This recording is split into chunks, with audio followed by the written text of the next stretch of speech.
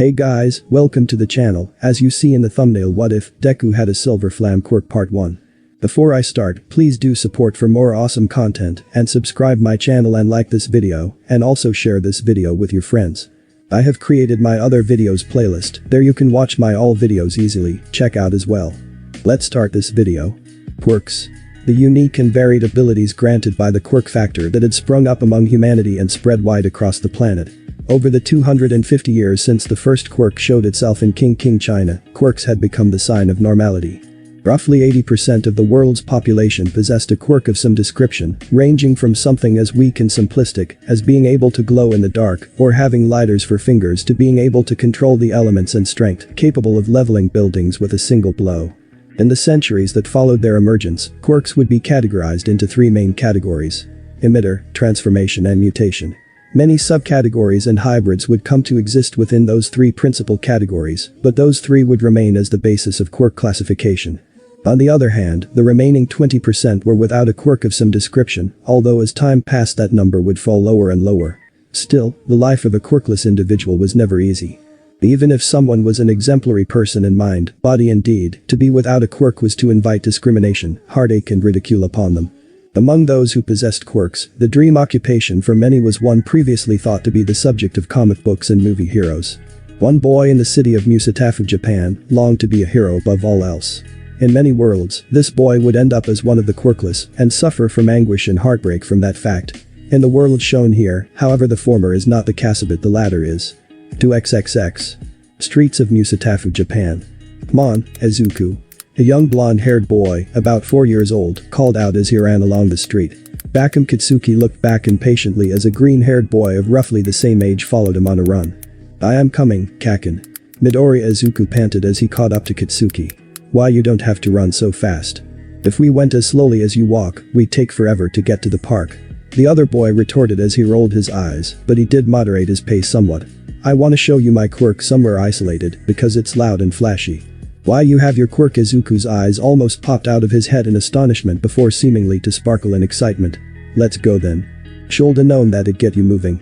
Kitsuki rolled his eyes again. He had known Izuku since they were two and was used to his obsession with quirks, always eager to ask questions and find out all the details on what they did and how they worked. Truth be told, he himself was excited about his quirk. If the doctor was anything approaching correct about it, he was almost certainly going to be a hero when he grew up. The two boys made their way to the park near their homes and searched for an isolated place to let Kitsuki show his friend his quirk. At length, they found a clearing and Kitsuki turned to his eager friend. "The doctor said that my quirk's a perfect mix of the old hag's glycerin quirk and my old man's acid sweat quirk. He said they mixed really well," he explained. "I'm gonna call it explosion. That's because I can do this." Turning, he clenched one hand and caused a small popping explosion to erupt from the palm of his hand. It was barely as powerful as a firecracker, but it still made Izuku clap in excitement. "That's awesome, Kaken," he exclaimed excitedly. "I hope my quirk's as awesome as yours when I get it." "Heh." Kitsuki puffed his chest out in pride at his friend's praise. "Damn right, my quirk's kick-ass." The boys spent several hours happily chatting about Bakum's new quirk, the blonde bomber eagerly showing it off, and his green-haired friend spouting out every idea and theory about it that popped into his overactive mind. Eventually, they had to head home though.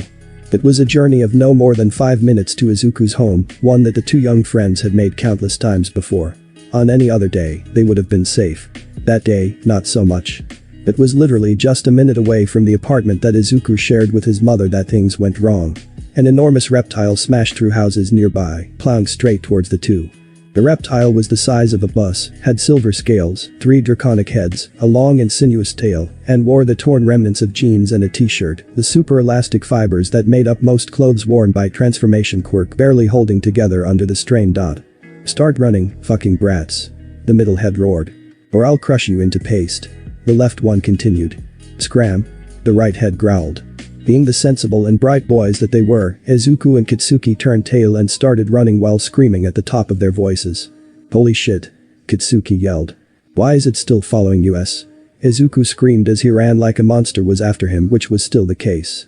As Izuku had pointed out, the lumbering beast, which was probably someone's quirk running amok, was still following them, deliberately moving slowly enough to not catch the two kids. It was clearly toying with them. "Son of a bitch," Kitsuki swore. He had only just recently learned some of the swear words from listening to some late-night TV shows while his parents were out on dates, but he was already putting his newly expanded vocabulary to good use. Ack! Izuku yelped as he tripped and fell over, sprawling on the ground with a yelp of surprise and pain. Izuku! Katsuki shouted and was about to skid to a halt when a cry from Izuku made him do that anyway. Run, Kaken! Izuku was scrabbling to his feet as he spoke, but the monster was almost upon him. Get away. Like hell I'm gonna run and leave you behind. The boy roared in fury after a moment of pure shock. He started running back to help Izuku, but the dragon-like monster was on the green-haired boy before Katsuki could move more than 2 paces. Rearing back, a reptilian sneer on all 3 of its faces, the dragon monster moved to squash Izuku beneath one of its large clawed feet. Time seemed to slow down for Izuku. Flashes of his short life seemed to flash past his vision before he screamed in terror and desperation. Mommy! An instant later, the leg of the dragon was blasted back by something, sending it staggering away from Izuku before it managed to regain its balance. What? All 3 heads roared in a mixture of disbelief and pain. Then it looked at Izuku and its jaws dropped. Izuku stood bawling his eyes out in the middle of the street. Surrounding him was a veritable conflagration of silver fire, which had a distinctly liquid appearance, pulsing and flowing around him like a waterfall in reverse. Despite its liquid appearance, the amount of heat the silvery substance was putting off definitely felt like fire. Extremely hot fire to boot. Katsuki, who stood frozen at the sight of what had to be his friend's first quirk usage, couldn't help but smirk a bit at his friend's sudden display of power. The very first time he was using his quirk, Izuku sent something the size of a bus staggering. As expected of the best friend sidekick of Katsuki back him. What are you, brat? Die. The dragon roared before breathing fire at the boy. As the flames clashed together, the regular orange flames of the 3-headed dragon actually seemed to struggle against Izuku's silver flames. Even so, the fire of the older being gradually pushed back against the boy's newly awoken quirk. Seeing this snapped Katsuki out of his fugue. He had to help his friend. Izuku, open your eyes, damn it, he shouted. Fight back, push back and send that oversized gecko bastard packing.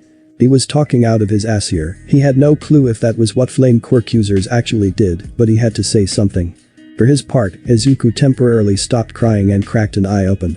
Seeing the imminent fiery death approaching him, he squeaked in fear and followed his friend's advice in his own way. Thrusting his hands out, he screamed out, "Stay away." Seemingly reacting to its creator's panicked intent, the silvery fire suddenly shifted, flowing like water to pool and gather itself more tightly around Izuku, before barreling back toward the orange flames. But the purpose now guiding them, the silver flames quickly began overwhelming and seemingly devouring the normal fire, growing more and more as it pushed the orange fire back toward its draconic creator. Unfortunately, Izuku was flagging. Having only just awoken his quirk, he had no practice with it and little to no control over it. However, survival instinct and adrenaline were wonderful things, and they kept the young boy going, knowing that his own flames were the only thing keeping the dragon thing from killing him. Where the fuck are the heroes? Katsuki thought in a fury. Really, what kind of pansy-ass hero let a 3-headed dragon run rampant all over town? Just as Izuku collapsed to his knees, teetering on the edge of collapse, a mighty voice boomed out across the street. California smash. An instant later, the dragon monstrosity buckled and collapsed, and an immensely powerful blow slammed into its back from above, cutting off its breath attack and making it gurgle and screech in pain. It also allowed Izuku's flames to surge forth and slam into the silver beast, covering its middle head in silver fire. Texas clap. The voice shouted, and in the next instant, Izuku's flames were extinguished in an instant, with 3 sharp and lightning-swift blows, following less than an eye blink later to knock the monster out cold. Wha. Izuku slurred as he looked up. Standing atop the silver 3-headed dragon was a strongly muscled man wearing a blue, red and white bodysuit. Blonde hair turned into a pair of long tufts at the front, which swept back over his head in a distinct V-shape. There is no need to worry further, citizens. Why, you ask? The man said. Because I am here. They all might. Izuku managed to get out before he fainted, utterly exhausted from the stressful awakening of his quirk and the life and death battle he had just endured. Izuku. Katsuki shouted and charged in to just barely catch his friend as he started to fall backwards. He wasn't any less of an All Might fan than Izuku, but he had both more self-control and better priorities. Check on his friend first, all over the man he'd one day surpass later. But All Might. Yagi Toshinori, the #1 pro hero All Might, looked down at the unconscious boy and his friend and cursed himself for arriving late. He had been on the other side of Mustafa Town when he had heard of the rampaging dragon quirk user dealing with a troublesome hostage-taking villain. He had dealt with the man swiftly and raced here as fast as he could, only to find two boys, neither looked older than 5. Threatened by the troublesome dragon. Absently, he hopped off of the dragon as it started to revert to its human form, a European man in his late 20s. Those flames, the silver ones, came from the unconscious boy, he recalled. Flame quirks were fairly common, although those with the strength that the silver flames had shown were not. Aside from Endeavor, there were only perhaps a dozen or so flame quirk users in the hero rankings, ones that could generate and use their own flames at any rate. Flame or heat manipulation quirks were a lot more common, and they tended to go into the fire service. "Young man, is your friend alright?" he asked the blonde-haired boy who had caught the flame user. "Why did no one show up before now? Izuku and I were almost killed," the boy responded. "This is the 20th villain attack I have stopped today, so I suspect that the local heroes are all swamped," Toshinori replied before bowing his head slightly. "I am sorry that you were in fear of your life, my boy. It is fortunate that your friend here had a quirk that could hold the villain at bay. He only just awoke it just now, he hadn't had a quirk diagnosis or anything," the boy replied with a gulp. The Izuku. A green-haired blur shot past All Might with incredible speed and careened into the unconscious boy. It was revealed to be a slim woman with green hair who looked hauntingly like Shimaranana, Toshinori's former master and the previous bearer of One for All. Shortly afterwards, the woman who was presumably the green-haired boy's mother, who had an astonishingly amazing ability to cry as she cradled her son's unconscious body. Toshinori absently wondered if she had some sort of water generation quirk. Was joined by a red-eyed woman with blonde hair and a brown-haired man with glasses, who were apparently the parents of the blonde-haired boy. "Damn it, brat, can't you even go to the park and back without causing problems?" Bakam Mitsuki scolded her son. It would have been more convincing had she not been pale and trembling slightly from shock. "Now dear, given the trouble in town, I think Kitsuki can't really be blamed," Bakam Masaru said with a comforting hand on his wife's shoulder. "Inko, how's Izuku?" "He won't wake up," they wailed. "Ahem." Toshinori coughed, drawing their attention. "As young Izuku only just awoke his quirk, I think it likely, given the stressful situation he found himself in, and the amount of apparent power he used, that he is physically exhausted, at the very least." "They all might." Inko squeaked out, Mitsuki steadying her as she swayed in shock. "Indeed," Toshinori said with his customary heroic smile as he picked up the unconscious man who had threatened the boys. He had a hearty dislike for those who threatened children and hoped that they threw the book at the man. "I must go away and take this ne'er-do-well to police custody. Give my salutations to young Izuku when he wakes. Farewell." With a great leap, the number 1 hero leapt into the sky towards the nearest police station. He also pulled out his phone and sent a text to a friend of his, who was a quirk counselor and diagnosis expert. The power that the young Midoriya Izuku had shown needed to be expertly studied and the boy guided. The last thing they needed was another endeavor, after all. A week later. Izuku's room, Midoriya family apartment. Izuku sat on the floor of his room, writing furiously in a notebook that his mother had bought him. He had been unconscious for 2 days before waking up and finding himself in a hospital. His mother had, almost literally, cried up a storm when he'd woken up. Which made the nurses wonder if her quirk was some kind of mutation quirk to do with ridiculously enhanced tear ducts, rather than the minor gravity emitter type quirk that she had. The elder Bakams had thanked him for protecting Kitsuki, although the explosion quirk user himself protested that Izuku had been protecting himself, not him. After getting out of hospital the next day, Inko had taken him to a special quirk counselor that specialized in powerful and potentially dangerous quirks like his, one that she'd told him had offered his expertise due to All Might's recommendation. The fact that Izuku had only a faded memory of his idol and no autograph was something of a blow to him, but he resolved to one day have that added to his collection. Anyway, at the special center that the quirk counselor took him and his mother to, he had learned how to call upon his quirk, a mysterious silver fire that he could generate from any part of his body. The counselor had made him go through a whole battery of tests with it and had seemed fascinated by the results. Izuku's flame was quite unlike most flame quirks that the man had come across. Physically, the flames appeared more like a liquid than a flame, liquid silver or even mercury to be specific, yet still burned like a regular fire, just as hot as blue fire in fact. Even more interesting was that they seemed perfectly suited for countering other forms of fire. Much like what had happened with the Silver Dragon villain's fire, Izuku's fire would resist it due to its liquid properties and, in sufficient quantities, would smother and put out fire. The doctor had also called in a few quirk users with various forms of water liquid control, as well as those with fire manipulation quirks, to test and see how the strange liquid fire reacted to them. Surprisingly, neither group could exert any form of control over the strange substance, both claiming that the strange silver flame was unlike anything they'd encountered before. That had just been yesterday, and Izuku was a bit sad that he couldn't go back to the place again. There was so much he wanted to try out with his new quirk, but couldn't due to its volatile nature. Something else that he'd found out was that his quirk was strongly influenced by his emotions. When he was happy, calm or otherwise in a positive mood, the flames seemed happy to come out and obey his commands, but if he was sad, depressed or otherwise negative, the flames would either lash out or curl around him protectively without his conscious command. It meant he had to keep himself in control, or at least not depressed, but he was at an all-time high right now, so such a problem never occurred to him. Sitting up as he finished scribbling the last of what he knew about his own quirk down on the page of his new hero analysis for the future notebook, volume 1, Izuku nodded and closed it shut. His was the third quirk in the book, with his mother's and Kaken's quirks taking the first few pages up. I wonder why my quirk's so different from Dad's. He has to be where I got it from, as he's a flame quirk user, but mine's a lot stronger than his flame breath is. Maybe one of his relatives has a much stronger flame quirk. Izuku thought, unknowingly muttering everything under his breath as he did so. Izuku, you're muttering again. His mother tapped him on the shoulder as she entered his room. Oh. Oops. Sorry, Mum. He chuckled in embarrassment. Have you thought of a name for your quirk, Izuku? Inko asked as she knelt down and hugged her son. She loved him to pieces and was so glad that his quirk was strong enough to let him become a hero like he dreamed of being. The advisor man entered a temporary name of liquid fire into your quirk registry, but we can change it if you want. She continued. Kaken gave me a bunch of suggestions, but the only one I like the sound of is villainous. Izuku pulled a face. It's Silver Tyrant. That's yes, a bit too villainous. Inko sweat dropped at the name. How about just Silver Flame? Okay. The boy said cheerfully.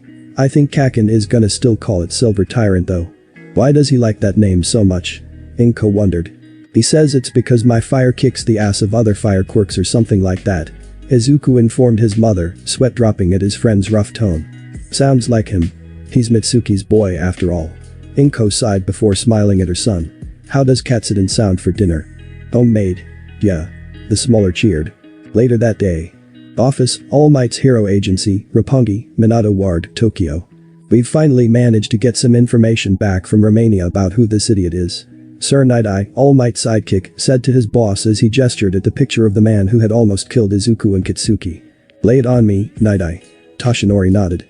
He wasn't putting on the loud booming act of All Might right now, relaxing as much as he could with his trusted sidekick. His name is Jan Kalicha, a Czech-Romanian Japanese citizen. His mother was Romanian Japanese, while his father was a Czech. The bespectacled hero adjusted his glasses. His quirk is known as Silver Balor, a transformation-type quirk that allows him to become a being greatly similar to the evil multi-headed dragon out of Romanian legend, hence the name. Mr. Kalicha was visiting his long-distance girlfriend when he discovered that she had been cheating on him and transformed out of anger. The woman escaped with her life and limbs intact, not so much. I can sympathize with him to some extent, but he deliberately tried to kill those children. The newly crowned symbol of peace scowled. That has to do with a mental aspect of the man's quirk. Night-Eye replied. If he transforms out of his own will, he is in complete control of his form. Should he transform out of emotional overload, as he did last week, all of his darker impulses are given free rein. That is why he never attempted to become a pro-hero in Romania. And so he secretly wished to take his anger out on others, which his dark side proceeded to try and carry out. Toshinori scowled again. Well, he couldn't blame the man for having an emotional episode after finding his girlfriend with another man. The consequences of that loss of control nearly cost 2 children their lives. Well, even taking this little factoid into account, he's almost certainly going to be convicted. Whether he'll be imprisoned or simply banned from the country is beyond me. So long as he doesn't try to kill any kids again, I don't especially care. Agreed. Night-Eye nodded. He felt just as strongly about cowards who would harm children as All Might. That reminds me, a report came in from Matsushita-san about that boy who held Kalicha off. Toshinori held out a folder to Night-Eye. It makes for very interesting reading. Pitching an eyebrow, the bespectacled man took the folder and proceeded to read it closely. When he finished, he was nodding slowly in agreement. The boy's flame is very curious indeed. Night-Eye said slowly. It almost appears similar to some forms of magma-based quirks I've read on, or perhaps even a quirk I once read about that allows its user to produce napalm from their pores. But even then, a quirk that seemingly blends the natures of 2 opposing elements into an entirely new state is most unusual. It could be a particularly useful tool against other fire quirks or fires in general. If the boy becomes a hero, or even simply a firefighter, imagine how effective he could be at smothering forest fires and arson attacks. Toshinori mused thoughtfully. Also a possible way to stop Endeavor's increasingly large amounts of property damage. He could also be an excellent combatant. Night Eye agreed. His quirk is seemingly completely immune to interference from fire and liquid manipulation quirks. It's a shame Matsushita only had time for 4 days of testing, but that's more than what he usually allows. Midoriya Izuku's quirk must have truly caught his interest. Yes, the old codger is aloof, but if something catches his interest, he likes to investigate it. Toshinori nodded. Did you see the sheet regarding what he caught with his quirk? Night Eye nodded. Professor Matsushita Niji had the Insight Quirk, a mental emitter type quirk that could be used on any individual quirk once a year at most, but usually it gave the man information on a quirk that was important, such as a weakness, a flaw or a consequence to using the quirk. I did. I have to wonder about why he neglected to tell the boy himself. Knowing old man Matsushita, he just forgot. The pro hero snorted. I'll drop by the Midoriya home at some point in the next week or so and inform them about this little weakness that Matsushita discovered.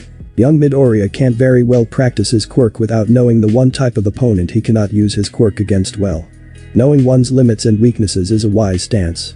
Night Eye agreed. Well, it's late, and knowing you, you plan on a long patrol again tomorrow. Until he is taken care of, once and for all, I cannot rest. Toshinori said grimly, ire in his voice for the man who had killed all of his predecessors. Have a good night's sleep, Night Eye. Fire Training Room, Volatile Quirk Training Center, Musatafu. HNNG. Izuku grunted as he held his cupped hand out in front of him, the ball of liquid fire nestled against his palm, shimmering and pulsing slightly, as the young tried to exert his control over it and bend the strange flame-like substance to his will. So far I've only been able to throw balls of fire and release bursts and streams of it. Izuku let out a short huff as he paused in his exercise, his lower lip working its way between his teeth as he tried to puzzle through how to exert more control over his quirk. For some flame quirks, that's the limit of what they're capable of, but there are just as many that can mold and even partially solidify their flames in some shape or form. Don't think Silver Tyrant is limited to something that simple. The fact that it acts more like a liquid than actual fire should make it easier to mold than actual fire. I just have to focus. Instead of trying to do both at once, maybe I should focus on it one step at a time. First shape the fire, then try and solidify it. He took a deep breath and then raised his hand and began to activate his quirk again, causing a small surge of liquid silver flame to emerge from his palm. As he did, a stray thought echoed in his mind. Good thing this room is fireproof. The room Izuku was practicing in was specially designed to handle intense heat and fire. Every surface or object in the room was made of heat-resistant and fire-resistant materials. There was extra venting and oxygen sensors to provide extra air into the room if the oxygen levels started fluctuating, and sprayers built into the walls would dispense chemicals to rapidly drop the temperature if the heat within ever approached a level dangerous to its occupants. Every population center nowadays had a special volatile quirk training center, VQTC, where children with particularly destructive and volatile quirks could practice and learn to control their ability to prevent them from accidentality, causing a catastrophe. Granted, there were still quirks out there that even these kinds of specialized training areas couldn't help. The Rescue Hero 13 and their Black Hole quirk were prime examples. Children with those kinds of quirks were enrolled in a mentoring program, allowing retired or temporarily off-duty pro heroes to help guide them in learning to control their quirk. If it also meant that many children with such quirks would be inspired to follow a heroic path of their own, well, that was merely an unintended side effect and a boon for society either way. Shaking his head to clear it of the stray thoughts that teased and tormented him when he was trying to concentrate, Izuku refocused his mind and started to practice again. This time he'd try simply reshaping Silver Tyrant's flames into a new form, rather than trying to create a solid object. Closing his eyes, Izuku tried to focus on something he could easily imagine. Instantly, his mind went to a scene from a giant mecha anime he and Kaken had watched together recently, particularly the sword the hero's mecha had drawn in battle. It was so cool looking, Izuku could see it as clear as day. With a surge of focus, silver flames began to boil out of Izuku's extended palm. Super long double-edged spiky fancy hilt Izuku began to trace every detail in his mind, feeling the liquid fire shift and shimmer in response. Several minutes of repetition later, Izuku risked cracking his eyes open and gasping in delighted surprise. Floating an inch away from his palm was an exact replica of the sword, albeit adjusted to his size, and formed from his silver fire. Now that right there is an impressive Midoriya-kun. His supervisor, Ikazuchi Gomen, offered with a smile. The man had the quirk Thunderball, an emitter type that let him form and fire spheres of condensed electrical energy at various outputs. He had once been a pro hero, the Thunder Hero. Isin, but had been forced to retire when a villain had damaged his leg to the point it had to be amputated at the knee. Now he worked as a guidance counselor at the VQTC, offering what help he could to youngsters trying to get a handle on their quirks. It takes a lot of focus to shape your quirk like that. Most kids your age don't get farther than learning how to control their output by randomly blasting stuff with it until after the first year or so. Heck, it took me a couple of months just to learn I could control the size of my thunderballs. Izuku blushed deeply, preening ever so slightly at the praise. I just focus, sir. I think it's a bit easier for me, since my quirk acts more like a liquid than normal fire. The former pro simply smiled and nodded. That might be true, but it's still darn impressive, kid, especially with you only having it active for a few days now. Just remember not to push yourself too hard too fast. Slow and steady wins the race. Practice and perfect everything you can with your quirk. Don't rush headlong through anything or else you might lose control. You've still got over a decade left before you can apply to a hero school after all. The boy had left no doubts about what he wanted to do in the future, and Gomen was more than willing to encourage that idea. Better firepower like that beyond the sight of the angels than out there raising hell. Yes, sir. Izuku nodded. Pushing himself up onto his prosthetic leg, Gomen checked his watch. Looks like it's about time for your mother to get here. Go and start getting yourself cleaned up and get some liquids into you. Fire quirks have a nasty side effect of raising your internal temperature and causing the body to dehydrate faster, even for the lucky ones like you that are actually immune to their quirk's effect. Suddenly realizing how dry his throat felt, Izuku happily nodded his agreement and hurried off to do as he was told. He still couldn't completely hold back the excited energy bustling through his body. He couldn't believe how lucky he was to have a quirk like his. He was going to be a great hero, just like All Might. After wiping off the sweat that had accumulated along his face and arms using a towel the nice nurse lady had provided and nearly draining a juice bottle, Izuku went to meet his mother in the VTC's lobby, where the Midoriya matriarch was thanking Ikuzuchi for taking care of her boy today. Think nothing of it. You've got a good boy there, Midoriya-san. Ikuzuchi laughed genially. He's got a good head on his shoulders and knows how to work hard, just what you need if you want to master an elemental quirk. I've already sent a request to the Quirk Counseling Office to get someone with a fire quirk closer to Izuku's own transfer here at least temporarily, but I'm afraid it's going to take some time. You're left with me until then, and I'll do what I can, but I'm afraid Izuku's quirk is simply too different from mine to help that much. Thank you for your help and consideration. Inko offered the bemused ex-pro a short bow before taking her son's hand and leading him out, smiling gently as she listened to him babble cheerfully about what he'd accomplished with his quirk today. After she'd calmed down from the incident a few days ago, she'd been both relieved and overjoyed to see her son not only healthy and safe, but happy as well. He'd been worrying himself sick about his quirk since Katsuki's birthday 3 months ago, and it had only gotten worse after his own a month ago. While she'd have much preferred for it to have awakened under far less dangerous circumstances, it was still a relief to see it active and her boy so happy about it.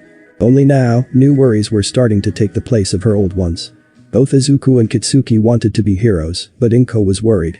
Being a pro hero was an extremely dangerous occupation, the pro they'd just left being a prime example of that. No mother wanted to imagine their child being maimed, or worse, but she also didn't want to interfere with her baby chasing after his dreams. Even more concerning were the small shifts she'd been seeing in Katsuki since he awoke his quirk. Katsuki had always had a high opinion of himself, though it was not entirely undeserved. And it had only been getting worse with all the praise everyone had been laying on him since his quirk activated. She knew Mitsuki was practically pulling her hair out as she tried to pop his ego before it got too bad, and she was scared that once word got out about his quirk, Izuku would be in for the same treatment. Arrogance in a profession as dangerous as heroics could be extremely dangerous. Believing you were bulletproof only worked if you actually were. Fortunately, a good way to help temper both boys' pride had come up a couple of days ago. It would be a treat for both the boys and, hopefully, a reminder of not to let their egos grow too far. Everything was set up for this weekend, which had been something of a minor miracle, given the type of schedule their special guest had to keep to. I can't wait to see Izuku's face when he sees who our guest is. She thought warmly, smiling down at her son, her pride and joy. Her marriage with Hiashi had its bumps like any marriage, and his work in America had only increased those strains, even as he worked hard to support them. Still, when he'd found out that his son had developed a flame quirk, he'd be over the moon with pride. He had promised to speak with his supervisors about transferring back to Japan, but his bosses were being stubborn and insistent that he remain in place as he was integral to the current team or some such nonsense. Even if he wasn't here right now, Hisashi had still given her Izuku, a boy any mother would be proud of. He was worth every second of labor and every annoyance of pregnancy. She had never been able to understand mothers who would abuse or harm their own children. The thought of hurting her son was abhorrent to Inko.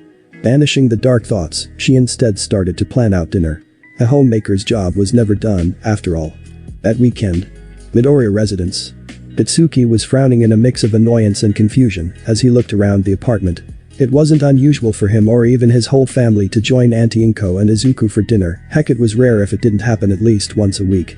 The old hag said it was to make sure Auntie didn't get lonely with his Ashi out working abroad, but Kitsuki suspected that it was just an excuse so his mother could get out of cooking herself. Auntie Inko was a far better cook anyway, so Kitsuki wasn't going to complain. However, the way the adults had been acting all day had been grating on his nerves, something fierce. His mother had been giving off an I know something you don't know vibe for the past couple days, and it had only got worse as they headed over to the Midoriyas. Itsuki knew that there was some ulterior motive to this dinner outside of scoring a free meal.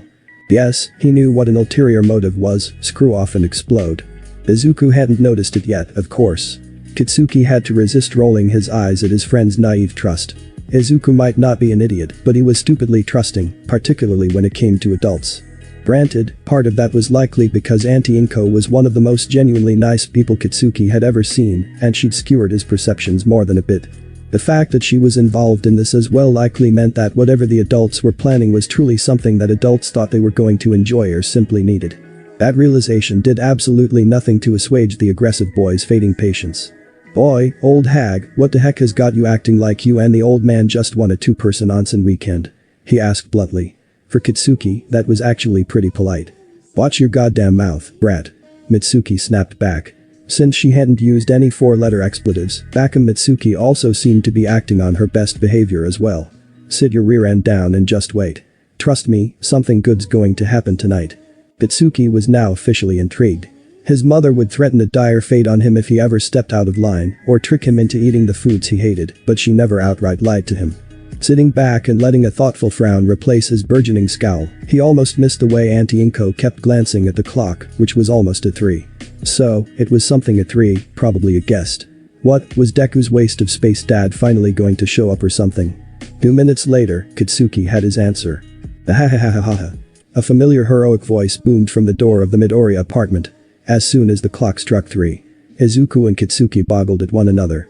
There was, likely very literally, no one on earth who didn't recognize that bombastic, confident, and loud laugh. "No freaking way," Kitsuki whispered as Auntie Inko went to open the door. Izuku was silent and wide-eyed in awe. Seconds later, Inko returned to the room, standing aside to let their guest into the room. "I am coming through the door like a hero," All Might announced as he strode in, his iconic heroic smile, TM, firmly in place. "I all Might," Izuku stuttered in shock and excitement. "Indeed. It is good to see that you recovered well from that nasty incident a few weeks back, young Midoriya." The #1 pro hero boomed. "It is also good to see you as well, young Bakam." "Yo," Kitsuki said, trying to play it cool, which would have been easier if he hadn't squeaked like he'd had a lungful of helium. "Damn it. Do you want a cup of tea or something, All Might?" Inko offered gently. "I certainly wouldn't think of refusing, Midoriya-san," the hero assured her. Once he was seated and had a cup in hand, it looked ridiculously dainty in his massive hands. The man took a sip and got down to business. "Delicious. Now, I have come here to inform you, young Midoriya, of a weakness that your quirk possesses," All Might said gravely. "My good friend Dr. Matsushita seems to have forgotten to mention it before he departed, so I have taken it upon myself to pass the information on in his stead." "The weakness? You mean like how it goes out of control if I get really angry or sad?" Izuku asked, barely managing to suppress his inner fanboy enough to let his quirk Otaku side take over. "In the manner of speaking, young man," the pro said with a nod. "You see, my good friend Matsushita has a rather useful quirk known as insight. Using it, he can gain knowledge of a limitation or weakness of any given quirk, so long as he can see the holder of it with his own 2 eyes. It only works on any given quirk once a year, but it is, you'll agree, a fairly useful one for pro-heroes or even aspiring pro-heroes." Nodding eagerly, Izuku waited for his idol to speak more. "Their quirk is especially powerful against other forms of fire, and is even resistant to fire's normal weakness, water, but it apparently has one large elemental weakness," All Might stated seriously. "Apparently, your fire quirk can be frozen by even a moderately powerful ice quirk, rendering them incapable of actually burning anything, though I've been led to believe that you will at least retain control of it in this state." "The fire you can freeze?" Kitsuki blinked. That sounded utterly ridiculous on the face of it, but this was All Might. The #1 hero had no reason to lie about this kind of thing, so it had to be true. Actually, his own quirk was kind of similar. Explosion altered the makeup of his sweat to something similar to nitroglycerin, and thus, if he couldn't sweat normally or if his sweat was frozen, his quirk would be extremely limited. Indeed, young Bakum. All Might nodded at him. Matsushita explained it to me, but a lot of the science and whatnot goes a bit over my head.